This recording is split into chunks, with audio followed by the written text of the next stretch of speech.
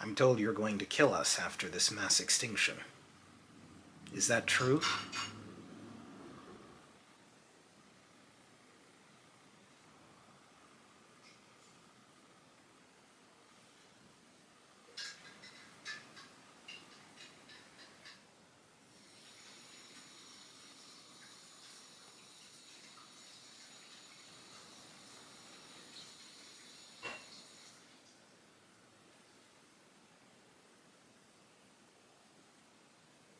No matter what I do, I can never escape that I'm undeserving of life.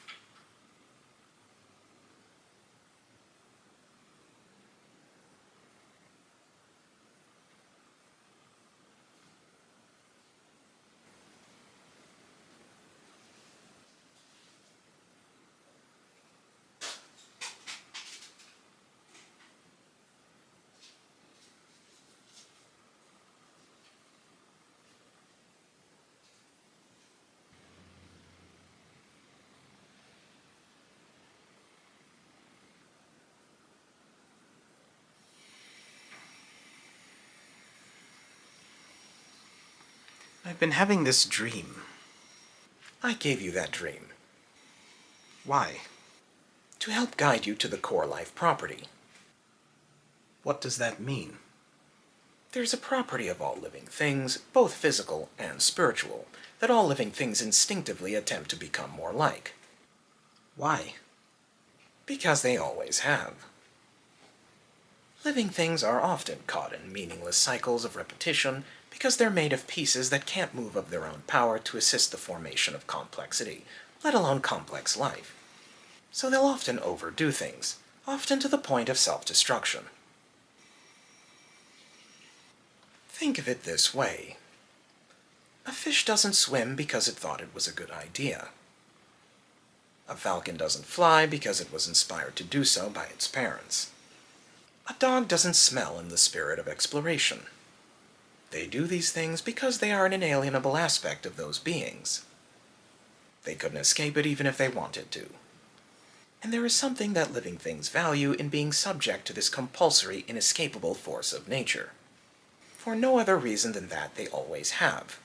They are psychologically driven to consistency because that is the nature of beings that form from a meaningless environment in which their pieces rely on self-reinforcing, repetitive cycles in order to even exist. Mortal beings value consistency this way, as a product of their meaningless nature. Mortal beings being formed in an environment that is meaningless and thus out of pieces that cannot move on their own power to assist in the formation of complex life depend on self-reinforcing repetitive cycles in which each piece in that cycle is dependent on the environment around it to guide its motion, resulting in that huge changes can't occur all of a sudden, which is paramount to good, healthy complexity.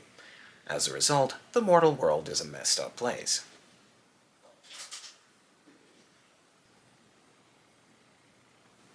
Here's another way I'd explain it. Think about this, Girion. A fish swims.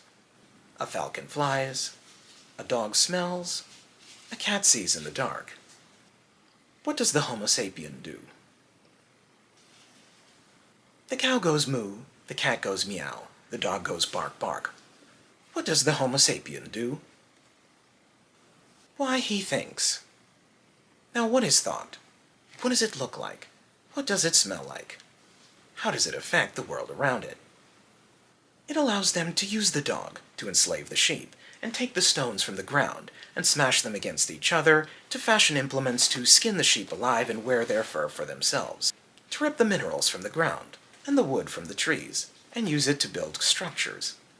You see, thought is a thief, allowing the Homo sapien to take what is valuable from everything and everyone around them and use it for themselves, for they have nothing of their own. Homo sapiens are a dead void, that have nothing inherent and compulsorily important about their own existence, and secretly they want to return to it. That is the core life value. I see you're still puzzled. Let me put it another way.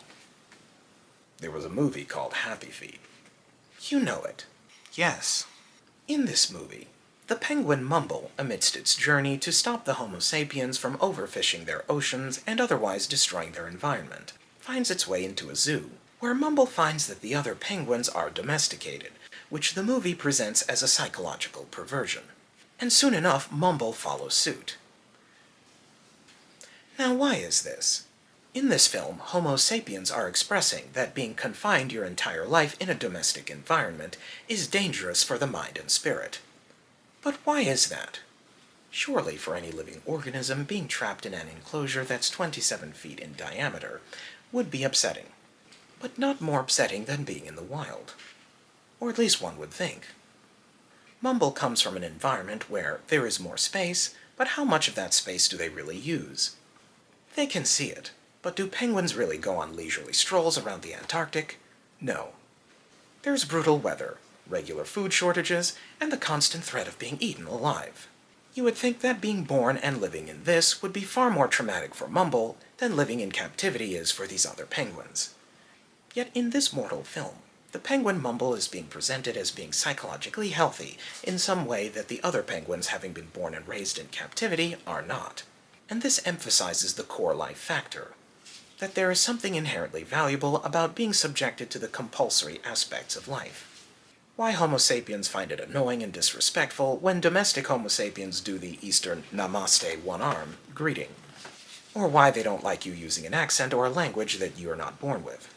It is the things that you are born with that define how you are to be treated and how you are to live in the world, not only as a result of their bullying nature, but as a result of their mortal dependency on consistency. I always found it strange, and a bit insulting, that in The Silence of the Lambs, a mortal film featuring a serial killer that went by the name of Hannibal Lecter, that he killed, tortured, and ate others of his own kind, a taboo in Homo sapiens society, yet he was exalted for being a serial killer that abhorred rudeness. Felons are some of the most authoritarian and rule-following individuals that there are, though perhaps not the rules that the dominant group had intended.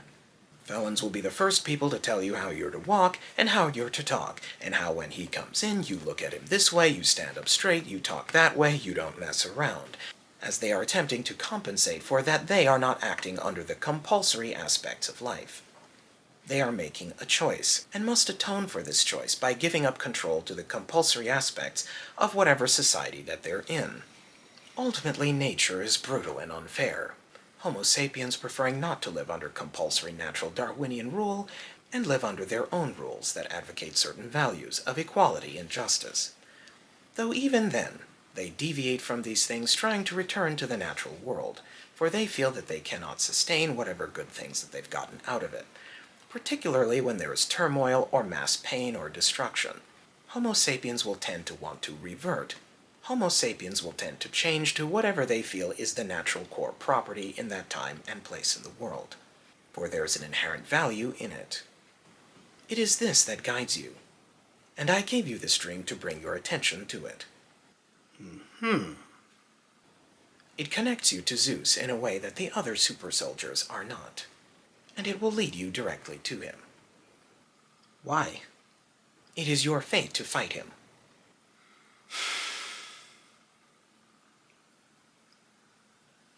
You really expect me to fight Zeus? Though not to win, of course. Then why?